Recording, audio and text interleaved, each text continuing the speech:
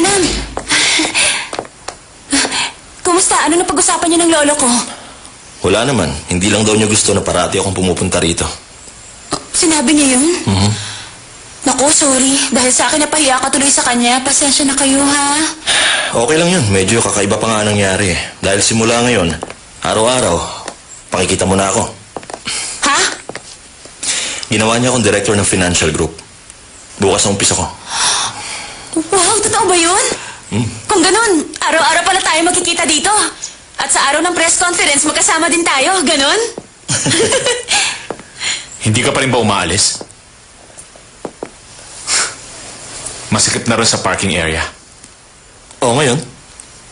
Alisin mo ang kotse mo. Hindi naman to department store para magsiksika ng mga kotse sa parking lot. Sumama ka sa akin, kamahalan. Kailangan pa natin mag-aral.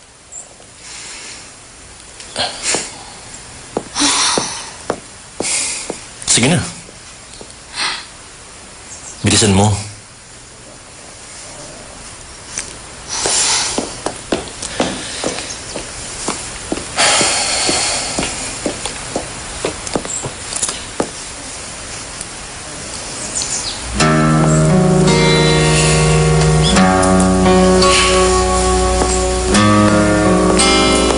Jordan, sandali. Pwede ba tayo mag-usap?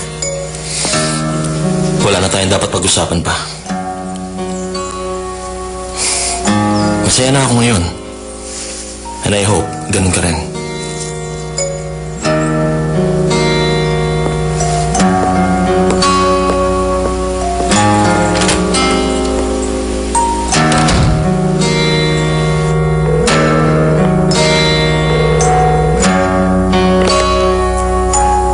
Hello, ma. Ako po to.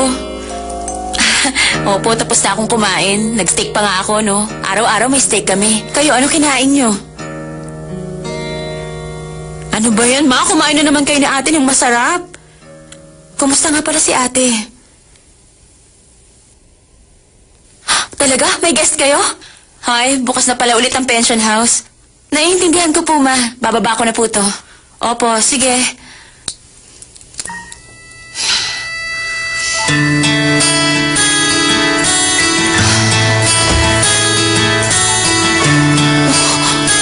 So, kamusta ang bagong bahay? It's very good.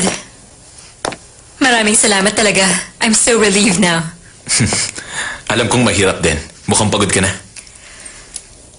Ethan, meron sana akong gustong sabihin sa'yo. Ano yan? Yun kasing kotseng yun. Para kasing may umupuron kahapon. Kailangan kasing maalagaan mo buti yan eh. Nasira yung pinto. Yun ba? Kasi ako ang nakasira nun. Ikaw ang nakasira? I'm sorry. Na-curious kasi ako kaya binuksan ko. Kaya, ayan, nasira. Akala ko kasi it was Lizelle's fault. Bakit naman siya? Dahil siya lang ang pwedeng gumawa nun. Sino pa ba rito ang mahilig makaialam ng mga gamit sa palasyo? Kailangan niyang gawin yan para ma-motivate.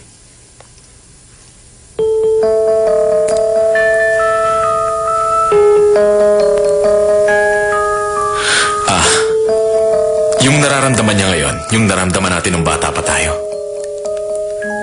Pagkatapos mamatay ng mama mo, naiwan na tayong dalawa sa isang malaking bahay. Pakiramdam niya nag-iisa siya sa palasyo.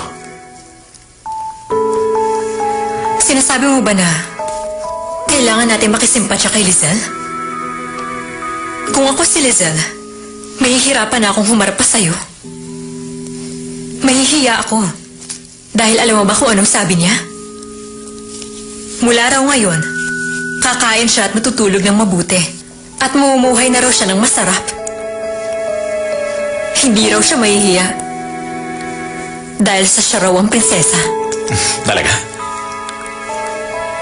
Eh di mabuti. At dahil doon, hindi na pala ako dapat maawa sa kanya.